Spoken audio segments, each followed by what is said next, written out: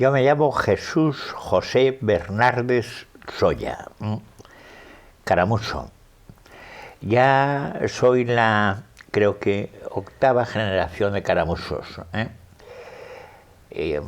Mi padre era Valentín, era algo que me preocupaba siempre. Yo era el hijo de Caramuso, mi padre era el Caramuso. Después ya empecé a ser yo el Caramuso y a él le llamaban Opaido Caramuso. Y yo dije, algo. Y ahora ya empiezan a llamarme a mí Opaido Caramuso. ¿De dónde viene eso de Caramuso? Creo que una bisabuela ya, creo de mi abuelo, o sea, que con tiempos de dificultad siempre presumía de que a sus hijos los sacaba adelante y los mantendría aunque fuera con caramusos. ¿Dónde vivías y dónde naciste tú? Yo nací en la calle Materia, vamos, que es la actual Ramón Franco. Le comentaba a Ana por qué le pusieron Ramón Franco y cómo le pusieron San José a la calle que eran Los Barreiros, que le quedó el barrio de Los Barreiros, esa calle larga que es donde pasaba todos los cadáveres de la gente que se velaban en casa. Después el sacerdote iba a buscarlos y hacían el cortejo fúnebre camino del cementerio y todo el mundo pasaba por la calle Barreiros. Mi padre tenía ahí en Los Barreiros, tenía una tienda de ultramarinos y ahí pues es una casa que tenía con un piso que en el piso superior pues estaba la Escuela de Orientación Marítima. ¿Cómo era esa vida de pequeñito tuya? Pues de pequeñito yo muy vinculado, porque mi padre siempre estuvo muy vinculado a la iglesia, vivíamos allí, a nosotros no nos molestaban las campanas en Patrimonio de la Humanidad. La verdad, al no oírlas es raro, porque conocíamos todos los toques, era un lenguaje, según cómo sonaba la campana sabíamos qué acontecimiento había, si era un difunto, sabía un entierro, incluso si era hombre o mujer, sobre todo el toque de las campanas sabíamos si había muerto una persona, hombre o mujer. Te voy a enseñar un vídeo que tengo aquí. A ver, yo cuando me casé uno tenía 22 años. Me casé el 7 de abril y hacía 22 años el 24 de mayo. Mi marido tenía 27.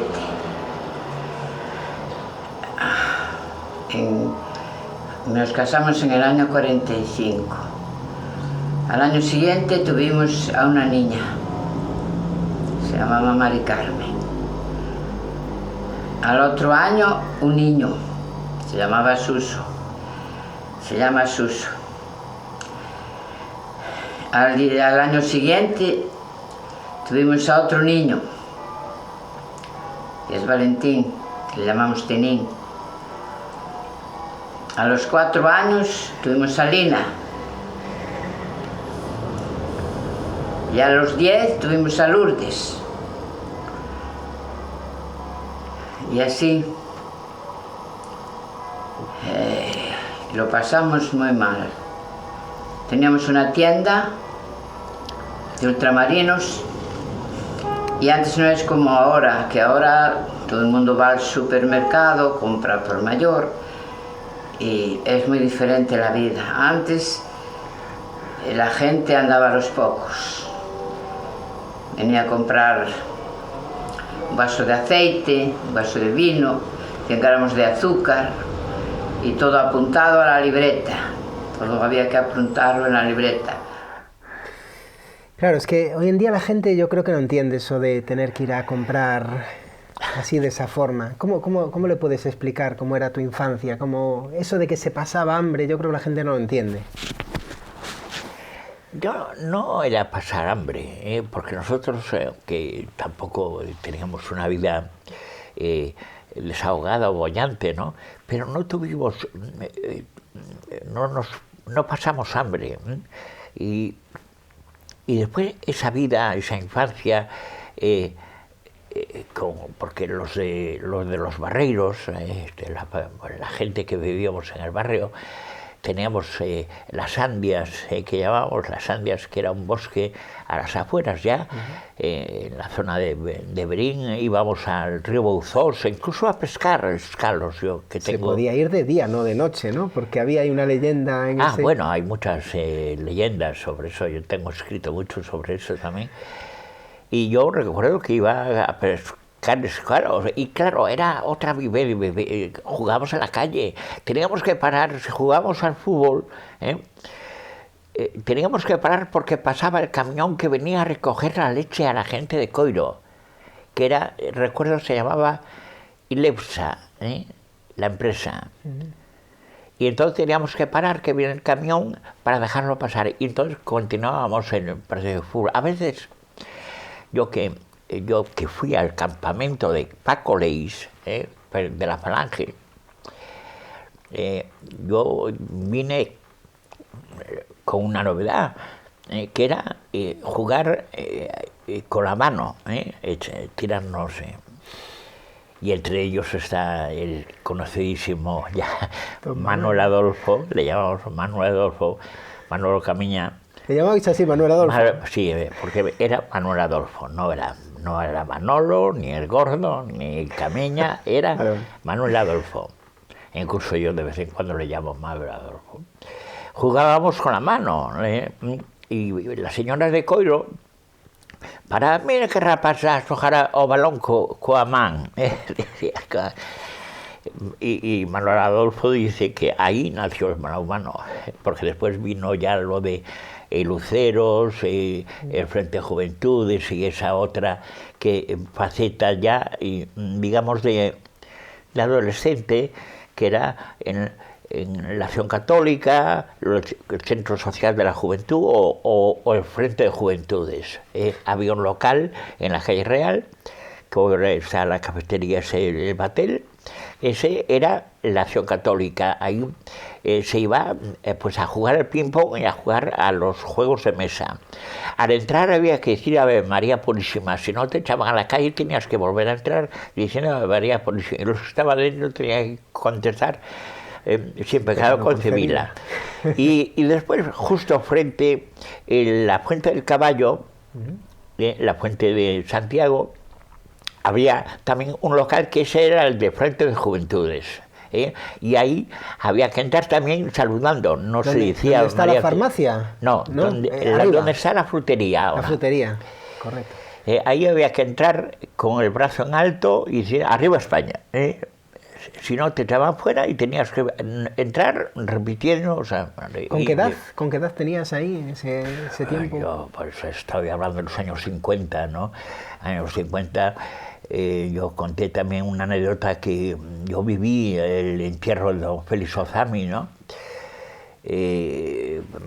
Tenía 11 años, era en el 58, ¿no?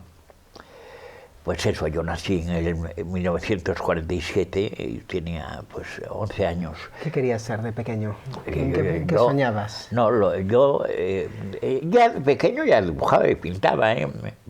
Había un médico que era el médico de Masó, don Pepe Arís. Don Pepe Arís tenía la consulta allí en el barrio y que en la sala de espera le poníamos pepitas de cereza debajo de un banco. Y la gente que se iba a sentar rompía la cereza y hacía un ruido. Bueno, nos reíamos, hacíamos esas cosas que jugábamos a partida y tal. Y claro, como estábamos al lado de la iglesia, pues siempre asistíamos si había un bautizo, si había una boda, y siempre los padrinos siempre eran generosos, te daban... Si ayudabas en la ceremonia, siempre te daban unas propinas que pues ibas ahorrando poquito a poco y tenías... Yo te tengo aquí en una foto. Eres el de la derecha, entiendo. Claro, más grande. Hombre, claro, que eres o segundo.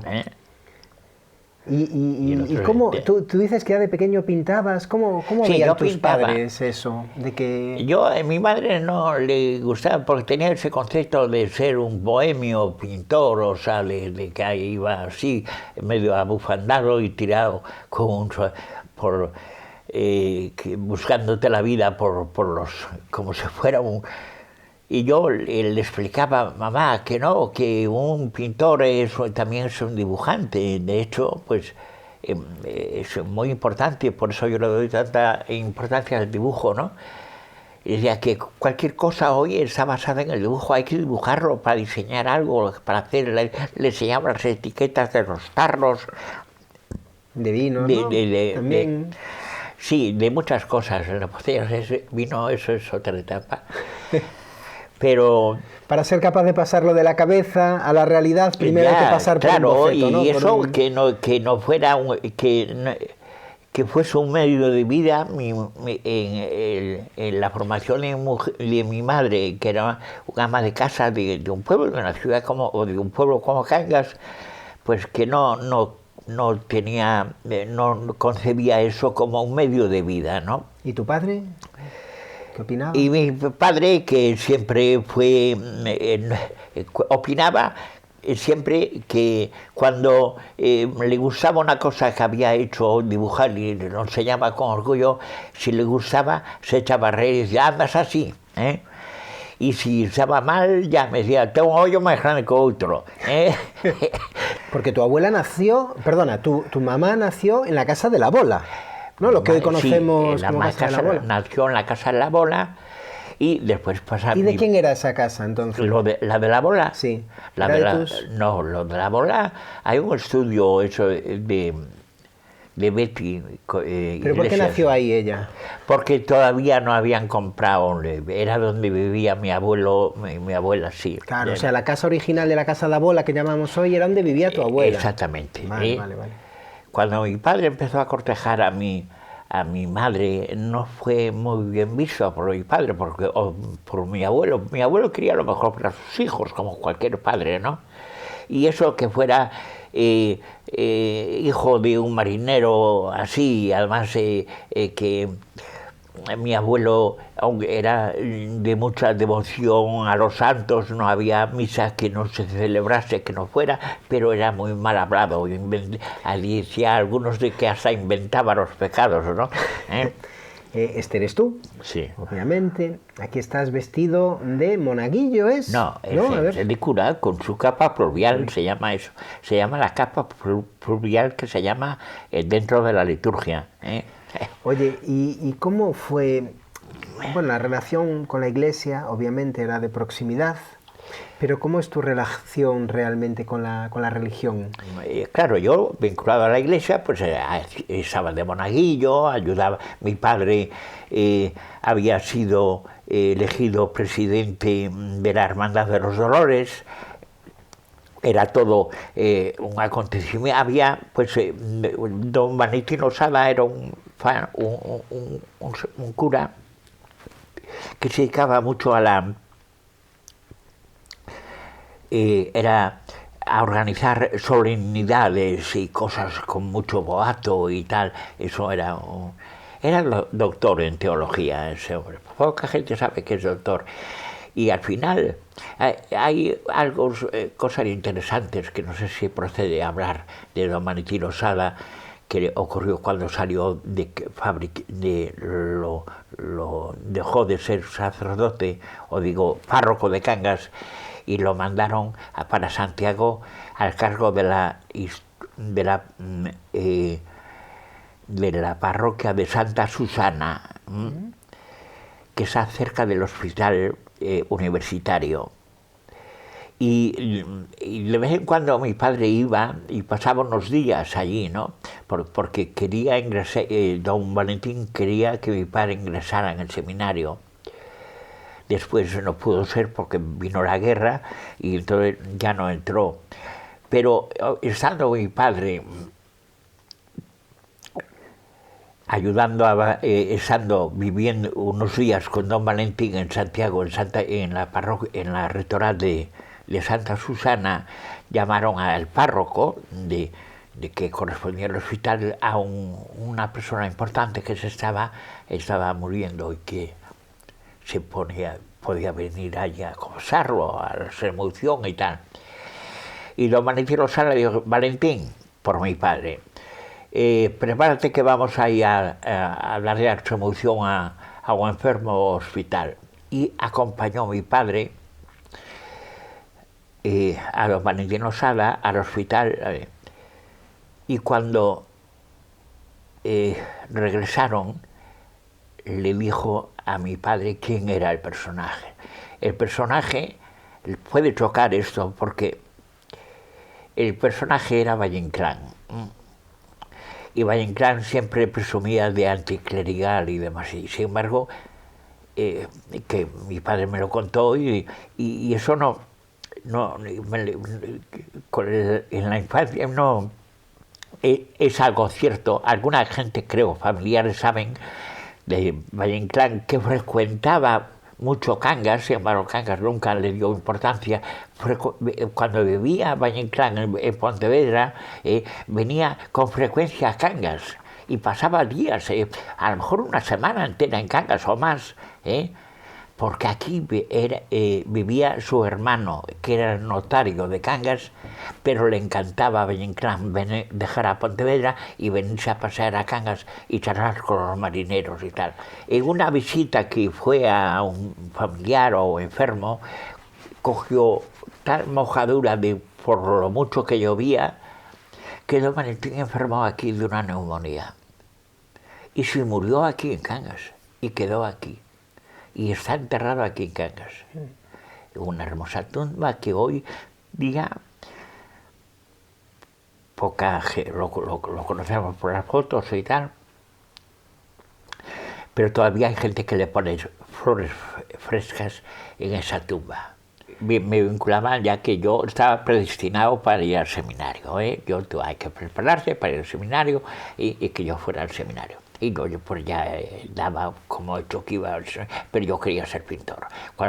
Cuando me fui al seminario, encontré allí a un sacerdote de Moaña, don Benito Pastrelles, que al saber de que yo era de Cangas, que de Moaña, pues nos hicimos también amigos, ¿no? Y él era dibujante y me encantaba, hizo varios concursos que yo gané, y al final pues me daba un segundo premio porque no te voy a dar siempre el primero. Estuve 3 años en el seminario y sacaba... No, ¿Pero por qué te fuiste?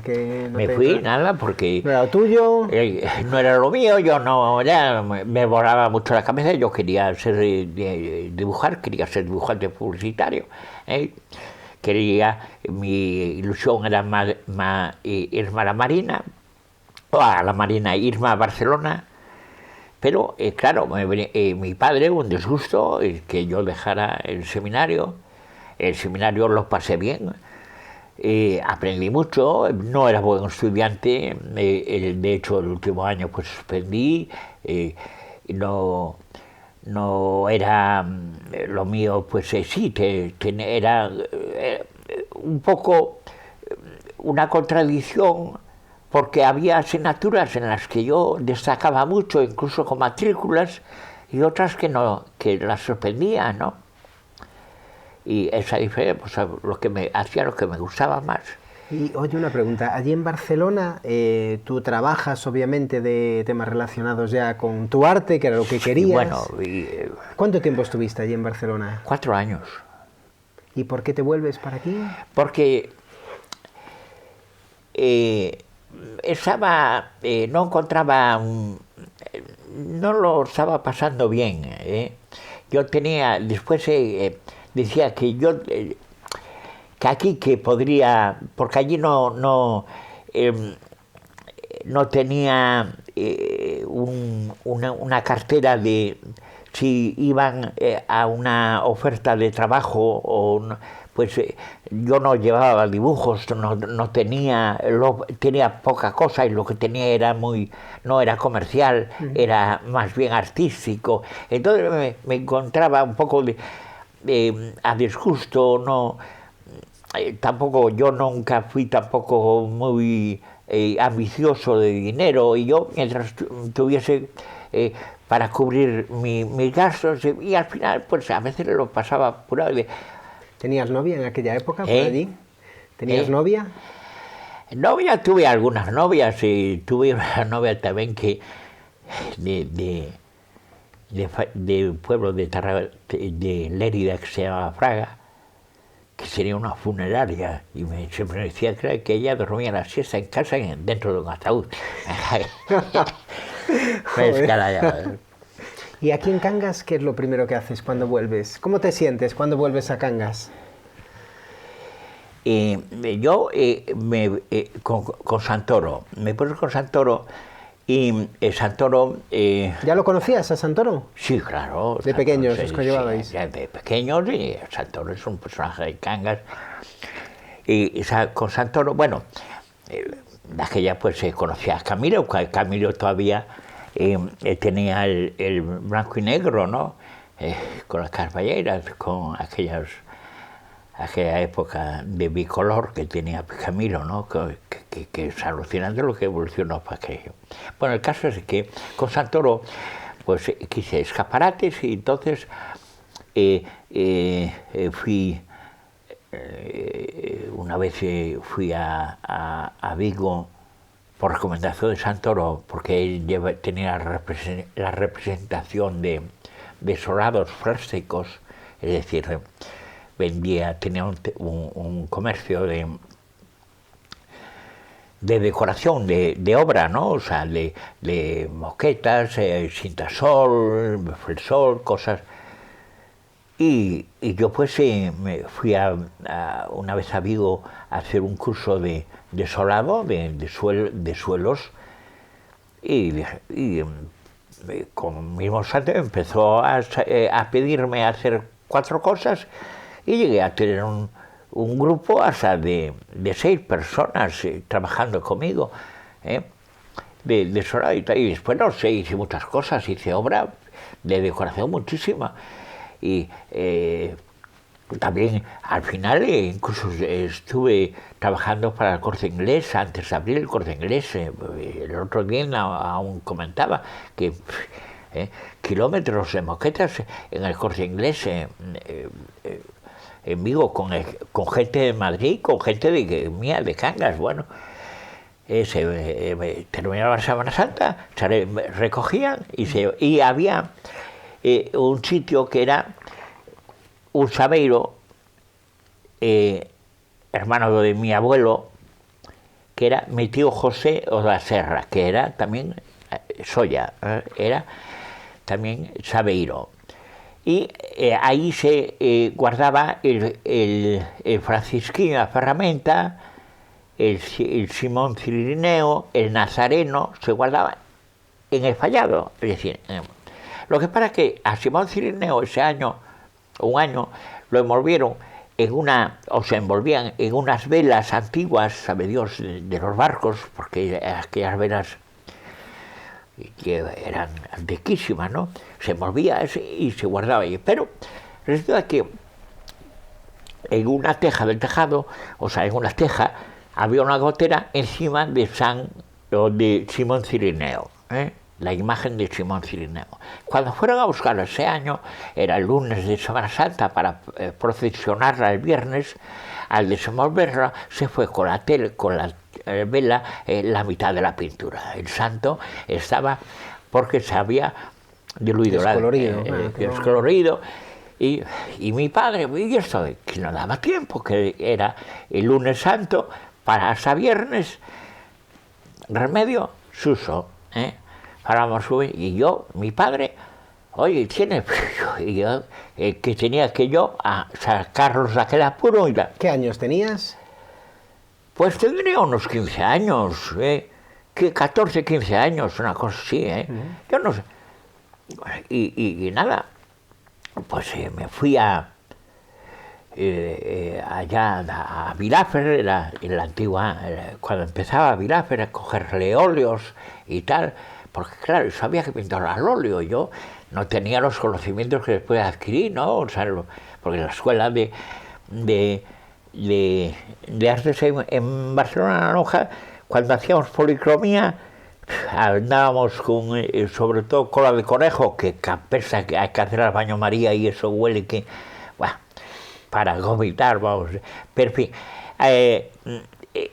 claro, yo no tenía conocimientos y aquí tenía con óleos y pues tuve que pintar, pues creo que llevé 2 días. Claro, el óleo no seca de la noche a la mañana, tarda por lo menos un par de semanas. No hubo que poner la galanda, atornillarlos ya, no tocarlo, donde se tocaba pues yo iba con el pincel detrás y tal, pero casi hasta última hora, de tal manera que llega la procesión y ahí va el Nazareno, el Cirineo, brillando, no llevaron a Santiago, así decía. Y curioso, bueno, y todo transcurría de la manera más normal, que yo, bueno, pasamos después, una vez terminada la procesión, se retira, después, o que sea. Sí, pero cuando termina la procesión y llegan estas imágenes a la iglesia, se vuelca la gente tocarla, a coger musgo y a coger los pañuelos y pasar los pañuelos y pasárselo por la cara. Bueno, media iglesia emborrada de pintura, sobre todo unas señoras mayores con toda la cara llena de, quisiera morado de rojo de Nuestro Señor, si era milagro, bueno, aquello fue. Oye, hay un momento también de la imaginería religiosa, que es cuando está restaurando la urna, ¿no? Sí, eso es. ¿Cómo fue eso de descubriste algo que a día de hoy pues es muy importante? Muy importante. ¿Cómo te sentiste en ese momento? Bueno, es que no daba crédito a lo que... Vamos a explicarlo primero, porque si no, no se va a entender. Además, había una polémica poco antes, un año o 2 años antes, se hizo un seminario sobre la autoría de Ignacio Cerviño o José da Pena. En concreto de una pieza que es la urna. No, el crucero de Guío. ¿Quién era? Era Pepe, y había una ponencia de Eugenio Iroa que era Ignacio Cerviño, que fue el imaginero de toda la Semana Santa de Cangas, e hizo el Cristo yacente, que era obra, y que se llevó el Cristo yacente, la imagen, al ayuntamiento, y estuvo allí durante todo el seminario, expuesto la imagen para que la gente viera la preciosidad de pieza que es, ¿no? El caso es cuando la cofradía, los mayordomos, los giraldes, y el otro es por el señal, por el cosal, no me recuerdo qué era. Bueno, el caso es de que me encargan el dorado de la urna, que estaba bastante estropeada, y mal intrincada, nada más cogía, rompía los cristales con facilidad y tal. La llevamos para una casa particular, allá en la zona de Altamira, donde ahora está el aparcamiento allí, propiedades del mayordomo, de Manolo, el Giraldez. Y empezamos a preparar el trabajo para dorar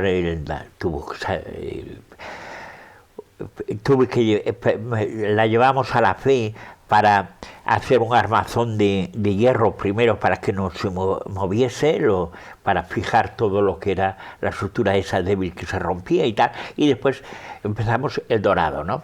Y para dorar, la fe fue después. El dorado había que sacar sobre todo la base, el piso, donde iba una colchoneta sobre la que va la imagen. Estaba apolillado, eran como tablas como de cajón. Entonces, bueno, sacamos esa madera. ¿Cómo estaba? No, eran clavadas. Y lo sacamos y encoladas, estaban machimbradas, ¿no? Sacamos esto, me estaba ayudando en ese momento mi hermano Tenín. Sacamos esto y vamos a sustituirlo por un tablero marino eterno y tal. lo doramos, pero al sacar las primeras tablas me di cuenta de que estaba algo escrito a lápiz. Por debajo de ella. Sí, sí, por debajo de, porque eso era un doble fondo, tenía después otra, era un doble fondo, era una capa aquí y hacía un vacío, y después estaba ya las otras caras en ese doble fondo. Me di cuenta que aquello eran letras, y entonces empezamos a sacar todas y a sumarlas, pues es todo un documento. Vale. En el año, no sé, lo tengo escrito en algún sitio, en el año tal... Vamos, pero se reconocía la autoría, sí, ¿no? Siendo párroco de Cangas, don José Martínez, el famoso cura Bello, han sido hechas con falta de ortografía, después corregir con H y sacar la H, sí. Esas efigies se le llama, y numera la Magdalena, la Verónica, San Juan, numera, y ese Cristo yacente. Todas esas efigies fueron hechas por la mano de Ignacio Cerviño, natural de Aguasantas. Firmado Ignacio Cerviño. Me pareció, después de aquella seminario y tal, aquello que era tan auténtico y tan... que eso no se podía tirar. Entonces yo lo que me dediqué fue a tratar la madera con un producto para conservar y endurecer la madera. Se le dio un láctex transparente, pero opaco, que no sacara brillo, para fijar el lápiz, y el mismo Cholo, el de la Fe, le hizo un marco, y esa tabla está ahora expuesta en la sacristía de Cangas, en espera de algún museo que se pueda exponer. Está guardada allí quedó y tal. Y después en el año 22 te dan el premio Ignacio Cerviño, con lo cual ya... Ah, sí, bueno, claro, y después ya quedó más que demostrado, y sobre todo le dio mucho valor mi amigo Ángel Colla, que tanto que se empeña en que el Cristo fue hecho en realidad por Ignacio Cerviño y no por Pepe de la Pena, ¿no? Y fue una casualidad encontrar ese fue, claro, los medios de comunicación, después se publicó todo eso y tal, ¿no? Oye, después aquí en Cangas, estuviste metido en 1001, desde la cabalgata de Reyes, fiestas del Cristo, la primera gran fiesta del Cristo, ¿puede ser? ¿Año 80? El año, sí, habíamos participado con Os de Siempre en los carnavales. Antes de la fiesta del Cristo fueron los carnavales. Los carnavales ya en el año 77, que fue el primero, está la 77, bueno, que salieron Os de Siempre, y teníamos como taller el bajo de Lino Chimé, allí en la calle del Arco, lo que ahora hay, donde salen Mañanitas ahora. Sí. Allí pues confeccionábamos, por ejemplo, los esqueletos, huesos de esqueletos, para hacer trabajos. Incluso uno de esqueletito, mi hijo Santiago era la mascota ese año, y fue vestido de esqueletito, ¿no? En el medio de la comparsa, ¿no? Y después hicimos muchos disfraces en los que participaba yo. Después diseñaba siempre los estandartes y participaba en todo lo que era. ¿Con quién estabas ahí? ¿Estabas con bueno, Avilés, ahí el alma, supongo? Avilés, supongo, ¿no? Sí, bueno, eso no, allí ya no tanto con Avilés, porque ahí era yo volcado con los de siempre, ¿no? Aunque ya hacía cosas ya por la zona estamos hablando de los años 70, en la década de los 70. Y entonces, y viene, eso lo cuento, o sea, con Jorge se lo contó, que me llevan a la Guardia Civil. A mí me prendieron, que fuese al cuartel de la Guardia Civil. A declarar, ¿no? Por decirlo así. A declarar. Por una letra, quizás, ¿no? incómoda. Sí, una letra incómoda. ¿Había Sí. muerto Franco o no de aquella? Sí. Ya había muerto. Sí. En el año 77, no, 75 murió Franco. Sí, pero en el 77 fue donde te Y detuvieron. después, claro, me detuvieron, no, me llevaron allí, el teniente Borrego, que se llamaba, que yo no, si no iba ni ¿Pero disfrazado. por qué te llevaron? A ver. Porque yo era, según es que usted es el armadanzas, usted es el armadanzas. ¿Qué armadanzas? ¿De qué? Si yo ni disfrazado voy, no, pero usted es el que está detrás de todo esto ya. ¿Pero de todo lo que? ¿Qué pasaba? ¿Había una letra que...? Claro, había una letra de que nombraba al alcalde, que además no, bueno, de lo más suave, eran de color blanco, con forma lo que se escribe hoy, ¿no? Pues, sobre carnaval para la y gobierno. época Para la época era irreverente. Jaime Bobiño, Fortunate Graviel, que fixestes do povo, acabastes con él. Fixestes buzóns, fixestes talés, e ahora máis tardes comendo vistes. O Jaiba era o alcalde, O Jaime, sí. Xa temos un cura novo e tamén un sacristán, porque o cura que hubo antes era terco e charlatán. Cosas así, moi... Que el cura nuevo venía don Jesús en ese momento. Sí, venía don Jesús, sí. Y ¿Cómo fue tu relación ahí con don Jesús? bien, sí, con don Jesús bien, y además nos llevábamos, tenemos tenido alguna agarrada con él y con algún otro clero también, o sea, y de aquí también. Pero en general yo con don Jesús muy bien, y tengo un grato recuerdo de él, o sea, no es una persona que yo tenga que desechar de, dígame, amistad con él, ¿no? Argálica también, es decir, hay una serie de cosas que arrancaste aquí en Cangas. ¿Por qué hiciste Argálica? Argálica, yo estuve, me enseñó a trabajar mucho el barro Andrés Otero, ¿no? Andrés, cuando estaba en la escuela de oficios aquí en la Piedra Alta, ahí había unos talleres de cerámica y yo quería trabajar la cerámica. Mi asignatura pendiente es trabajar la piedra. A mí me encantaría trabajar la piedra. Pero la cerámica, empecé a hacer cosas, claro, hacía cosas curiosas, ¿no? Y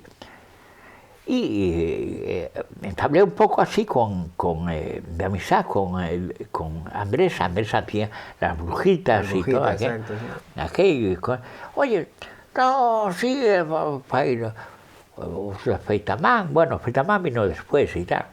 Oye, bueno, no, sí, pero aquí no, y claro, ayuntamiento, no. Entonces estaba Alba, oye, quiero hacer una feria pero estás quiero una feria de artesanía. Yo quiero del ayuntamiento, no quiero nada más que dos cosas.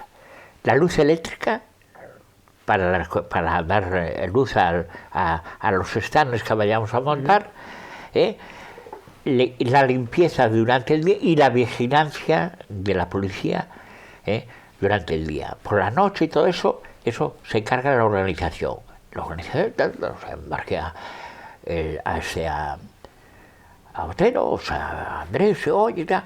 Hacemos una revista también. Y lo primero que hice fue un protocolo. Yo me cogí a Gonzalo, el abogado, tenía el estudio en Bueu.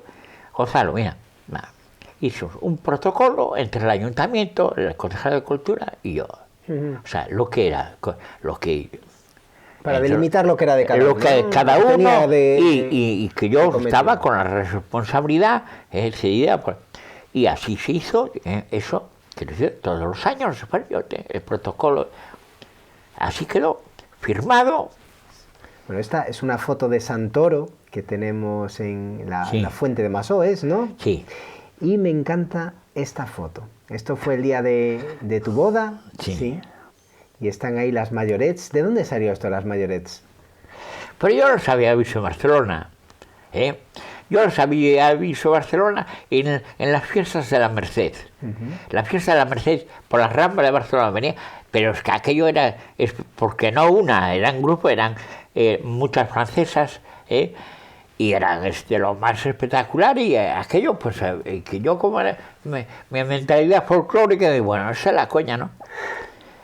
Y aquí en Cangas digo, ostras, y tal, y fue cuando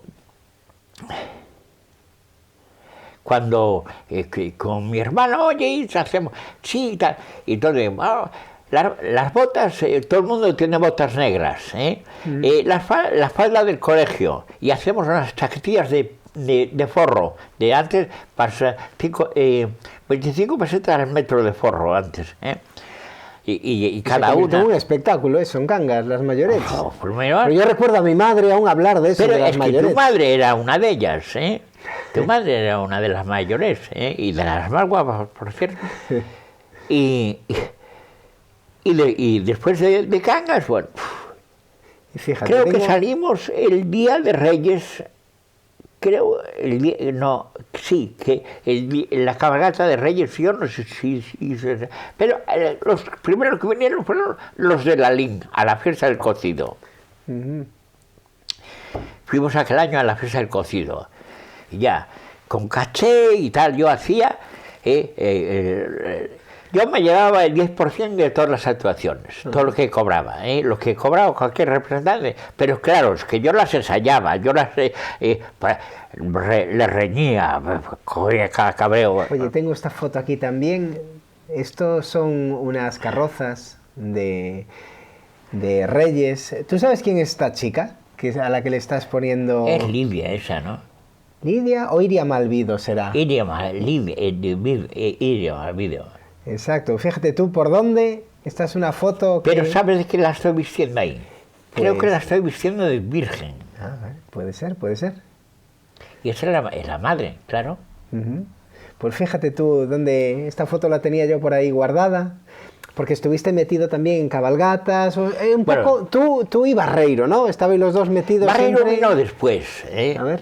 Barreiro fue el arma, porque después Barreiro era y gracias a Barreiro y el homenaje siempre a la madre de Barreiro, gracias a ella, porque tenemos a las monjas que nos dejaban el pabellón para antes del Masó, lo hacíamos todo allí.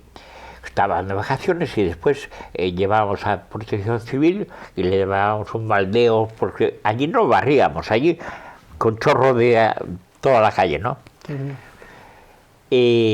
Pero claro, después siempre teníamos un detalle, se les regalábamos un candelabro para la capilla, un florero y tal, ¿no? O sea, una pieza así al convento, ¿no?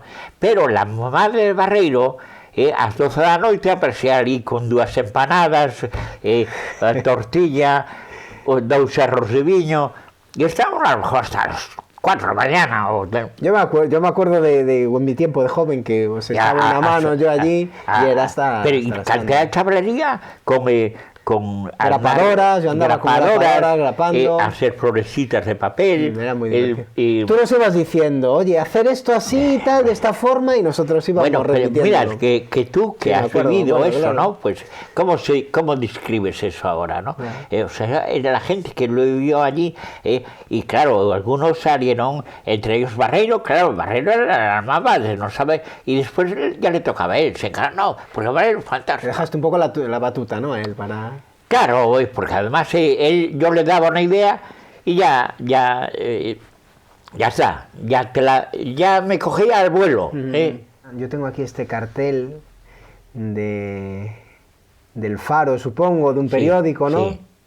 Por eso fue, claro, para la gente de aquí de Cangas, de pronto que estábamos acostumbrados a tener tienditas pequeñitas, a que hicierais una cooperativa, que era un supermercado, ¿no?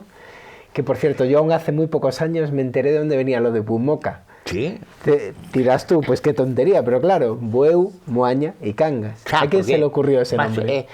Sí. ¿A quién se le ocurrió las cosas? Mira, Masi Mercado, queríamos hacer algo grande, Masi, no era un súper, era Masi Mercado Bumoca. Yo cuando gestioné, porque esa era la mueblería que tenía un notario que había en Cangas, se murió en Cangas y dejó una viuda de Movenver, por cierto. La tía se fue con los cuartos para Vigo y quería vender el local. El local y el local costaba 20 millones. A esa operación la llevó Velázquez. Se llevó una buena cifra también, ¿no? Estamos hablando del local donde estaba en la avenida de Marín, ¿no? El antiguo, donde era el antiguo Freud. Sí. Claro, es decir, Bumoca, para que quede claro, o sea, vosotros estábamos hablando de que en el pueblo de Cangas había pequeñas tiendas, claro, y de pronto vuestra idea, o tu idea, no lo sé, es la de hacer un maxi mercado, o sea, un sitio que aglutinara... Sí, un supermercado como se conoce ahora. Claro, pero sobre todo que se accediera a unos productos que no se podía acceder en los pequeños comercios, ¿no? Ni todo, o que fuese... como es una venta de supermercado normal. Hoy para eso están los de Nielsen. Ya después de mis conocimientos a posteriori ya de marketing, hablaban de lo que es la función de hoy, ¿no? Bueno, el caso es eso, de que se montó descapitalizado la empresa. Una empresa no teníamos un duro, ninguno, no teníamos nada. Se puso un capital de 5.000 pesetas cada uno, pero que no había, y era todo a base de créditos como bienes de equipo o hipotecas a través del inmueble, ¿no? Entonces, claro, estaban avalados por los familiares de los cooperativistas, todo eso. Entonces había una parte política y una parte financiera. Primero, una empresa descapitalizada, con créditos, todo el dinero, el beneficio que genera, se lo va a llevar todos los intereses y todos los créditos, ¿no?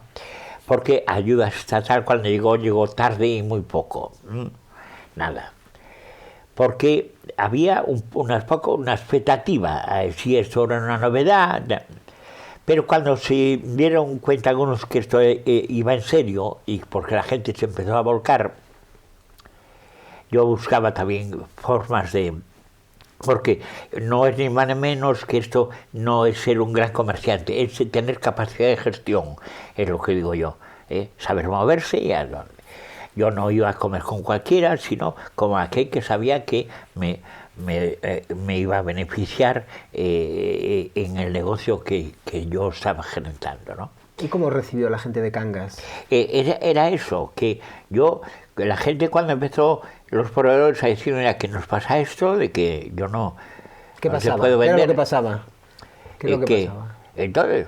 O sea, tú tenías un supermercado, tenías el Bumoca y venían los comerciantes a vender. Pero yo no podía comprar, por ejemplo, el de Cuétara, ¿no? Yo ya no podía comprar Cuétara porque no me vendía. ¿Pero por qué no te vendía Cuétara? No vendía porque a él no le compraría ninguna de las tiendas de la comarca. O sea, las tiendas de la comarca le decían al de Cuétara que si te vendían a ti como supermercado, ellos dejaban de comprarle. Ellos dejaban de comprar Cuétara. Entonces, que yo, claro, Cuétara, después Cuétara y otros, ¿no? Decía, oye, pero el volumen, yo no. Sí, pero es que venden más por el otro lado que aquí. Pero si esto va a ser lo que va a haber, si esto somos aquí, si esto el día de mañana van a venir otros supermercados que no son de aquí y se van a establecer aquí y ellos no van a poder hacer nada. Nosotros tienen que apoyarnos a nosotros. Es al revés, para evitar que vengan otros. Porque no había ningún supermercado diferente, ¿no? Solamente había tienda pequeña y vosotros. Y Freud estaba loco por Cangas, tenía dos supermercados solo. El de Chegray y el de Gonzalo Sada, os digo, el Cobias Rufiñá. Suso, una pregunta. ¿Cómo viviste la movida de aquí de Cangas? Yo la movida la viví, yo tengo mi versión de la política, o sea, de la movida, sé cómo fueron los hechos tal y como son, no como los cuenta alguno lo que cuenta, ¿no? Yo, tal como son, claro, coincido, pero también he oído o he visto cosas que no son ciertas. Yo me afilié al Partido Socialista en el año 74. Y a mí me asignaron a la agrupación de Pontevedra Ciudad. Cuando quería ir a Vigo, conmigo se afilió en aquella ocasión Manolo Soto, el que fue alcalde de Vigo después. Pero yo en la política, yo nunca fui en un cargo público, nunca tuve un cargo público. Yo tenía se me metió en la cabeza que yo no puedo arreglar la vida de los demás si yo no tengo la mía arreglada. ¿Cómo me voy a poner yo a arreglar la casa fulano si no arreglé la mía? Por eso yo no entré en política. Sin embargo, yo estuve dentro en el PSOE. Yo pertenecía a la agrupación de Pontevedra y éramos 18 militantes. Ciudad capital, En Vigo eran 30 y tantos o así, en aquella, Éramos 18, con Pierres de Marín y otro más, y a mí, a Pontevedra, cuando a mí me era más fácil Vigo, ¿no? Después ya se cambió. ¿Nunca fuiste tentado para estar en la política en Cangas? Si yo monté la política de Cangas, ¿cómo? Pero si para estar activo, de forma activa en el ayuntamiento. Pero si en el ayuntamiento se hacía yo las listas, coño. Las listas incluso de la provincia. En las primeras campañas electorales que se hicieron, donde sacamos como diputado a Francisco Bustelo, yo fuera el coordinador con López de Guereño, el coordinador de Pontevedra, yo con López de Guereño, con José Luis López de Guereño. Él sí entró de concejal, yo nunca quise. Y Pierre fue alcalde de Marín, que era el que reñía conmigo, porque yo le pedía pelas, que era el que gastaba el dinero, ¿no? Y él era así, trabajaba en la caja municipal de Pontevedra. ¿Y cómo ves esta política ahora? ¿Cómo ves la política a día de hoy? Yo les digo, hay cosas que yo no de acuerdo, pero es que esto es como...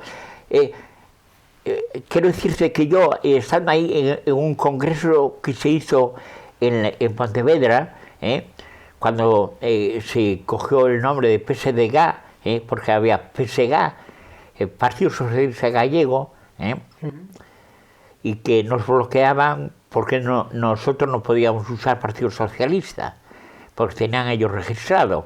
Por eso se puso PSDG, cambia esos trucos. Pero la bobería, había el PSOE histórico y tal, bobería. Pues yo llegué a ser miembro de la Ejecutiva Nacional Gallega, era miembro del Comité Provincial, fui todos los cargos a nivel de... Era el secretario general, porque en Pontevedra me encomendaron fundar la agrupación de Cangas, hacer la agrupación de Cangas. ¿Nunca fuiste a la alcaldía de Cangas? A la alcaldía no, yo estoy hablando del secretario general del PSOE en Cangas, lo fundé yo en el Greica, en la cafetería del Greica. Aquel día que 2 o 3 reuniones que se hicieron con Jaimito Luis Juzgado, con Javier Santoro, con Lariño. Claro, Lariño era economista, trabajaba en la caja de yo para el alcalde fue, de hecho fue el primero que encabezó la lista. El hijo de señor López del kiosco, porque el señor López había sido amigo personal de Pablo Iglesias. El fundador. El fundador. Y vino aquí, montó un kiosco de revistas y chistes, porque venía escapado de Madrid. No me basta que a mí que mis concejales, mis autoridades sean buenas personas. Quiero que sean capaces. Y claro, provoqué aplausos cuando decía, capaz, si vales, vale, si no, no te presentes, no vayas, ¿vale? ¿Que tú confías en este equipo de gobierno ahora? Sí, pero... Pero parece, a ver, yo escucho en la calle, no sé si tú lo oyes también. Está un poco estancado todo. Es que están con los cuartos. Los cuartos hay que buscarlos, están en la calle, hay que moverse. Le digo yo, hay que hacer lo que hay que hacer con Masó, hay que hacer lo que hay que hacer con Masó. ¿Qué harías? Como eso hay que hacer un gran centro de exposiciones. Es decir, el IFEBI, pero aquí hay que hacer 4 ferias al año. 4, cada trimestre una feria. Feria de pesca de bajura, para vender anzuelos, de bajura. Otra feria de deportes náuticos, que siga la hecatombe de deportes. Otra feria de conservas, de material de conservera. Y después la feria que por ahí como Arbomostra y tal, esa feria que mete un poco cajón desastre, que esa sería la feria del morrazo, ¿no? O sea, un poco de todo.